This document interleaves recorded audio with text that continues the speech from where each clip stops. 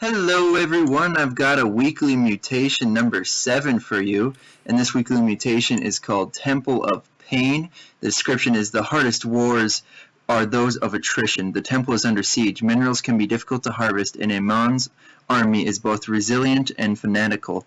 Hold out as long as you can and hope it is enough. So there's 3 mutations on this Temple of the Past co-op mission to go with this, which is first one is mineral shields. Mineral clusters at player bases are periodically encased in a shield which must be destroyed for gathering to continue. Barrier, enemy units gain a temporary shield upon the first time they take damage. And Avenger, enemy units gain increased attack, armor, and life when nearby enemy units die. This is just absolutely nuts. So I am using Karax again, and I'm just going to be showing you my mastery abilities. Structure, life, and shields, repair, beam, healing rate, and initial maximum spear of a dune energy. So I've just got, in each of those sections, I've put all of the points, skill points that I have available into those. And I was able to beat the mission using Karax, and my teammate is actually going to end up being Swann. And he was only a mastery level like 20 something, we'll see in a second here. And I was just completely surprised because, let's see here, mastery level 28, because I've played this mission like, 6 times already, and I've even played with a couple guys that were like in their mastery level 70, and we just couldn't beat the mission. But finally I got on a team with this guy, and he played really well to my play style, and we both ended up using defense method pretty much. So I threw down a bunch of my photon cannons and shield batteries, and he threw down some of his turrets, a bunch of turrets, and then he made a bunch of Goliaths to go and kill the Thrashers, and it turned out pretty well. Things get a little scary and laggy at the end. That is why the graphics are as low as possible. Not only have I been having troubles getting a good connection with people, but this mutation just makes it so absolutely laggy. So I'm sorry for the lower graphics, guys, but I'm just going to have to keep on lowering the graphics if I can't give you smooth gameplay. And I prefer smooth gameplay over laggy gameplay. And it's already going to be a little laggy, so just give you the best I can. So as you can see, what I'm doing right now, I'm getting out that forge first.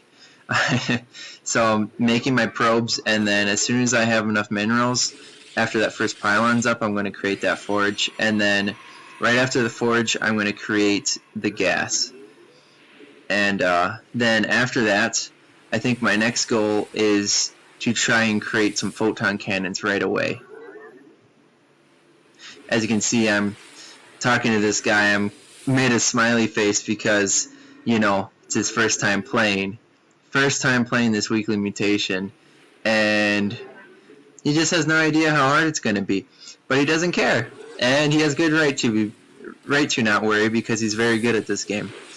But as you can see, I am creating another pylon, and then I've already started placing some photon cannons down, and he's already placing some flaming betties down. So as you can see, I'm not actually worrying about the expansion rocks yet, because I really don't think getting those rocks, well, actually I know from times where I've played, going for the rocks right away just isn't the best way, at least with my experience, hasn't been the best way to do it. You have to get up your defenses right away. Normally if you play this mission, you can throw up a line of defenses and you'll just be fine for that first wave. But because of that mutation Avenger and the other mutation, which allows the enemy units to gain temporary shields, so they grow stronger from enemy units dying near them, and if they get hit, they get a temporary shield right in the beginning. Because of those two things, they're just incredibly strong. As you can see, when I hit them here, you can see that shield pop up, and then as those units die, both of these remaining units just get bigger and bigger. It's ridiculous. So if you're playing against the big hybrids, those big melee ones. Imagine all of the enemy units dying around them. They get massive. And you'll see a couple towards the end here. So something else that's really important when you're playing as Karax, you have to make a gateway. You can't get away with just making a forge. I mean, you don't need to make the gateway, but if you want to play effectively, you need to, because in order to create shield batteries, you have to have a gateway, whether or not you make any units out of that gateway. I think I'm not really going to make much for units out of the gateway in this gameplay. All I'm going to do is just create a bunch of zealots. Well, I'm lying. I don't even create a bunch of zealots. I create maybe one or two. You want to try and make best use as you can of the chrono wave. I get one upgrade here. I get that, yeah, I get the upgrade for the attack speed on all of my turrets. But I just didn't have it queued in time. If you're going to use chrono wave, make sure at least before you use it, your teammate has something that he's going to upgrade in progress, or you have something ready to upgrade, or even units. If your teammate is making a ton of units, chrono wave will help produce those units faster as well. So that's something to keep in mind. So as you guys can see, we've already got a wall on the south. Let's see here. Yeah, southwest corner, and we're going to start creating a wall. Well, at least I am. I'm going to start creating a wall for this bottom right corner.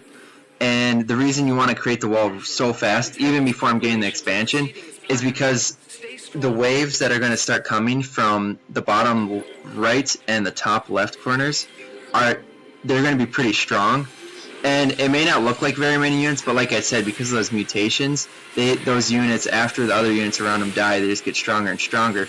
So it gets harder and harder to kill them if you're not prepared. So you gotta place those defenses as soon as you can, and the sooner the better. So I'm even gonna point out to my teammate that he needs to start. He doesn't have any defenses quite yet in the top left corner, and he needs to start getting up some. One of the really huge perks about playing as Karax and Swann together is, first of all, Swann has those really awesome drones that can go on to your Vespene geysers while you're farming gas, and they give you +2, I believe, off of each geyser that you have, +2 extra gas every second or so, or every 2 seconds, something like that. So that's pretty huge when you're generating resources. Now, there's also, I believe Swann has a repair beam for armor. I believe he can Yep, he can. As you could just see there a second ago. So what gets really overpowered is his repair beam repairs the armor of your structures or your photon cannons. And then to add on top of that, I have that awesome repair beam from my solar forge. I believe that only, well, I don't know if it's a repair beam. I believe it's regenerates the shields of my structures. So if you put that solar beam and the shield regenerator on top of my defense that's getting attacked, it's just really great against big waves of enemies. Because normally when I was playing with other players that weren't playing as Swann, they would be able to break through that wall that I create as Karax. But because of that repair beam from Swann, it actually turned out that I was able to hang on, or these walls are able to hang on quite well without getting destroyed. Something I just saw a second ago is, as my on that supply line, those minerals, if you guys don't remember from me reading off the mutations, those mineral fields will get surrounded in some type of ball. It's kind of like a shield, and it's only temporary, but you have to actually focus fire it down. Your defenses won't automatically focus fire down those little balls around the mineral field, and if you don't pay attention, sometimes they'll actually spawn those shields around every single mineral patch that you have at your supply line, and all of a sudden you won't be making any resources. As you can see, my teammate is manually selecting down those mineral patches for his defense to target them. Can't actually remember what those missile turrets are called. There's a special name for them, and I actually talked about them in my Swann 2.1 video or 2.0 video. But yeah, you have to manually select all of those orbs or shield balls. What I like to do while playing as Karax, all it takes is one orbital strike, and if you drop that orbital strike on those shield barriers, they'll just disappear, and you can even take out 2 at a time. So I found that it's really important to get your solar efficiency upgraded to level 3 as soon as you can. I'm doing a decent job at getting level 1 and level 2 done, but it takes me a little bit longer to get to level 3. The reason I'm saying it's so helpful for that is because you're going to be using a lot of your orbital strikes to take out those solar shields, or not solar shields, those shield balls around your mineral patches, and you're going to use a lot of your orbital strike energy to take out those, and then you're going to be using your orbital strikes to take out enemy units, and your solar lances, which takes 50 energy per attack to use your solar lances. As you can see, solar lances do a ton of damage, even if the units keep getting stronger from the enemy units around them dying. It's still gonna, or solar lances are still very good, and you want to make sure to make good use of those. Now I'm starting to make some, let's see here. Yeah, I'm starting to make some defenses at the top right side of the map, but it's still not close to enough. I've only got 2 photon cannons up there, and I need more like 10 photon cannons and like 8 shield batteries just to be safe, but I don't have that right now. If you guys haven't noticed, I haven't actually been making any Karax monoliths, so that's something that really surprised me. I thought I would definitely need to make Karax monoliths, but due to the lack of resources, because of those little balls of those shield balls forming around the mineral patches, sometimes you'll have a lot of resources and then you'll spend it, and then all of a sudden you don't have any income at all because those barriers pop up and you weren't paying attention to take them out.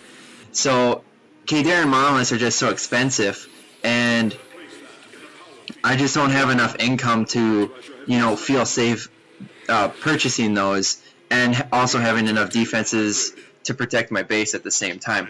So I just end up focusing on creating these photon cannons and shield batteries, and it ends up working out very well.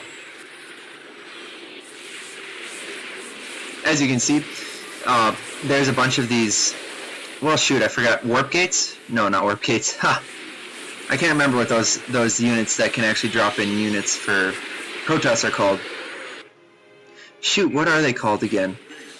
Maybe someone will post it in the comments for me. But yeah, if you take out those units quick enough, they actually won't drop in the enemy units. It's kind of like if the Zerg was playing and they were carrying, they had overlords coming with units in them. If you kill the overlords before they drop the units that they're carrying, they won't be able to they won't survive. It's a really easy way to kill a bunch of units all at once. So make sure, if you can, take those out first, and you can save yourself some time. Right now we ran into a little bit of problem right here because these hybrids and these phoenixes got into our base.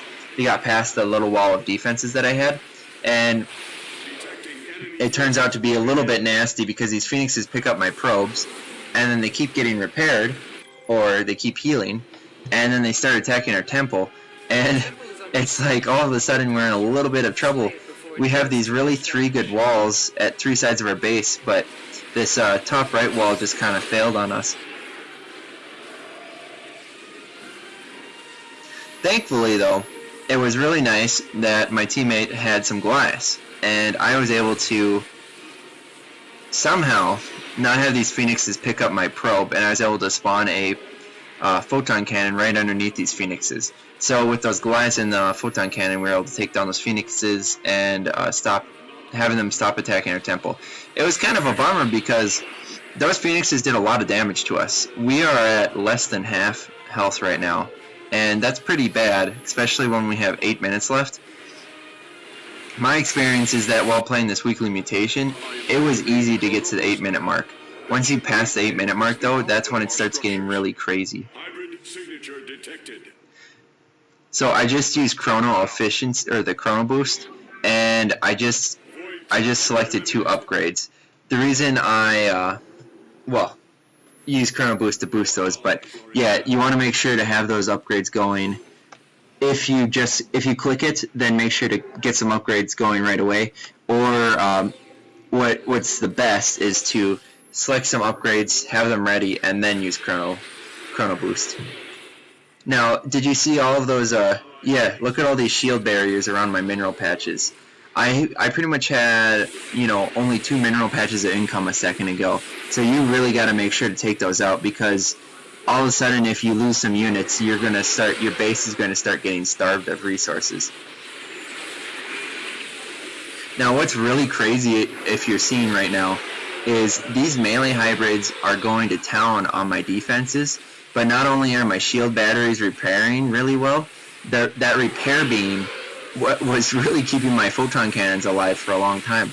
So I think I had 2 photon cannons that died, but it took so long for those hybrids to actually kill them because of the repairs that are coming from them. So because of those repair beams and that shield regeneration beam from that solar forge, Swann and Karax are a very, very strong combo for this mission, Temple of Pain. And I highly suggest using this combo. I've tried quite a few other commanders, but I think defense heavy is really the way to go on this one. And sorry for you guys if you wanted to see another commander, but I thought this would probably save you guys some time. Play as Karax. He's gonna definitely make you feel less pain, like the Temple of Pain.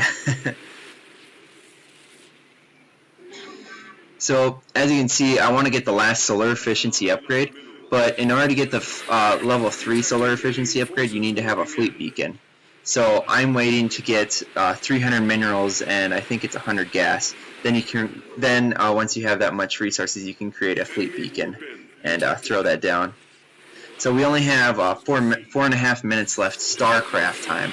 So, real time, that's like a good maybe 3 minutes, maybe 2.5 minutes. It's not very long, and it's going to go by very quickly. And as you can see, we've had some pretty darn smooth gameplay this whole replay. It's just in these last StarCraft time 4 minutes. That's when all these waves just start pouring on. I actually even got to a point to where I was 10 seconds. I'm not even kidding right now. I was 10 seconds away. Not even. I think I got down to 8 seconds. I was 8 seconds away from beating this mission, and I had just lost, 4 or 5 times. I just lost 4 or 5 times, and I thought I was going to make it. I was playing with a level, like 77 mastery level player, and he was playing as Swann also, but he didn't do quite the same defense method. He went more of a mech build, and he was using those units that can drop those mines on the ground. I can't even remember what they're called right now. I'm completely having a brain fart. I don't remember. They drive around really fast, and they lay some type of mine that's similar to Widow mines. But when he was using those, oh shoot, what are they called? Raptors? No. Well, darn, I'm going to remember eventually. But anyways, he would lay these mines, and he would lay a ton of these mines at once, and it was working really well. When the enemies would come, all of these mines would pop up at the same time and do splash damage and just completely take out the enemy waves. But once we got to these last, 4 minutes, he kind of fell apart. His whole base, he lost his expansion, and then his base started crumbling. And then all of a sudden, once he started crumbling, there goes my side of the defenses as well. And once my defenses fell, then it was just a matter of time. We were trying to distract the enemy, and we got down to 10 seconds, and I thought we were going to do it. But what got us was the darn Void Thrasher. That Void Thrasher was pounding on our temple. We were distracting the enemy units, but the Void Thrasher, I don't know why, but I feel like for some reason its damage got amplified, and we had around 500 hit points left on our temple, but in those 10 seconds, those 500 hit points just completely disappeared. It was like this right now. You see all these Void Rays and Tempests just coming in at our base. Everything was starting to melt in, but they were already at the temple, and we were just distracting them right at the face of the temple. It wasn't to the point where they were just starting to get past our front line. So it turned out really well for us with this method. We used, instead of like that previous player, instead of just one of us doing defenses, both of us did defenses, and one of us created some units to take out the Void Thrashers and have a moving army. And with that combo, it turned out to be really well. I mean, that guy playing with me, it was his first playthrough, and he's probably thinking this weekly mutation mission is really easy now, but it's not quite the case. So I advise you guys to use Karax and Swann, and at least make sure you have some mastery levels if you're going to play this one on Brutal. Otherwise, you're just going to be playing over and over and over. And it may help to try playing with a couple different players as well. Get out there and try to expose yourself with different players and who have different play styles. Because if you keep playing and losing with the same player over and over, maybe you guys aren't, by playing with the same person, you aren't really changing up your strategy all the time. I mean, sure, you can change your commanders, but sometimes people that you play with like to stick with the same plan, and it's good to be exposed to other players. So, yeah, there it is, guys. I hope you guys enjoyed this video, and make sure to leave some comments. Let me know if you beat this mutation. I sure found it to be a real struggle. This is definitely one of the harder ones again. Every now and then they come out with an easy one, and then boom, they surprise you. And here I am completely struggling to beat this mutation, but I got it. So I hope you guys can beat it too. Let me know the other commanders that you used to beat it, and I'll see you guys in the next video. And it'll probably be another co-op. Well, it'll probably be another co-op mission video. I might post another video of Command & Conquer General 0 Hour. Someone had requested that, so I'm going to throw one of those videos in there too. But thanks for watching, guys. Make sure to leave a like if you liked it, and leave some comments. See you guys in the next video.